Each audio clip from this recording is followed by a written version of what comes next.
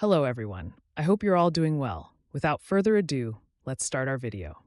In the fancy halls of Imperial Russia, shining with chandeliers and the sound of crystal goblets clinking, a storm was starting to form. The year was 1905, and the Romanov dynasty, once seen as unbeatable, was now on shaky ground. Tsar Nicholas II held firmly to his throne as unrest quietly brewed beneath the surface of Russian society. During these turbulent times, from the icy depths of Siberia, emerged a man who would come to represent mystery, controversy, and scandal: Grigori Rasputin, the Mad Monk of Russia. Rasputin's beginnings were as humble as they come. Born in 1869 in the small village of Pokrovskoye, Rasputin was the son of a Siberian peasant family. Life on the Siberian plains was harsh, but young Grigori displayed a charisma and intensity that set him apart. Stories of his youthful visions and claimed healing abilities started to spread. Was Rasputin simply a devout peasant with a connection to God, or something more sinister? Whatever the answer, his journey soon took him far beyond the frozen fields of his birth, as whispers of his spiritual powers reached increasingly influential ears.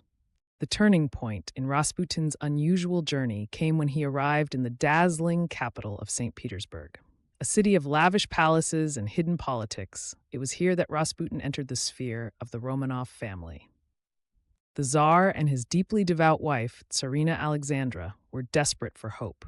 Their young son and heir, Alexei, suffered from hemophilia, a genetic condition that left the boy on the brink of death with even the smallest injury. Doctors were helpless, but then came Rasputin, with his piercing blue eyes, rugged looks, and unwavering conviction.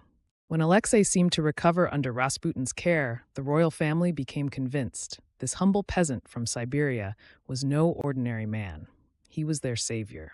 But Rasputin's growing influence over the Romanovs quickly attracted suspicion and outrage. While the Tsarina treated him as a holy man, others whispered that he was a manipulative fraud, a charlatan who used his position for personal gain. He started visiting the salons of St. Petersburg's elite, his unusual behavior raising eyebrows. Women gossiped about his captivating charm and rumored affairs, while men resented the influence he had over the Tsar and Tsarina. Yet Rasputin's true mark on history was not just in scandal, but in politics. As the empire struggled under the burden of war and revolution, Rasputin's advice to Tsar Nicholas, often based on personal feelings rather than strategy, only further alienated the monarchy from the people. When Nicholas took command of the army during World War I, it was Rasputin who filled the power vacuum in the palace. His suggestions for government positions were viewed as reckless favoritism, and his influence only increased the public's distrust of the Romanovs. To many, Rasputin became a symbol of everything that had gone wrong with Imperial Russia, a man whose reckless guidance helped push the dynasty closer to collapse. By 1916, Rasputin's enemies became bolder. Members of the Russian aristocracy, eager to save the monarchy and eliminate what they viewed as a harmful influence, conspired to assassinate him. The plan was as intricate as it was strange.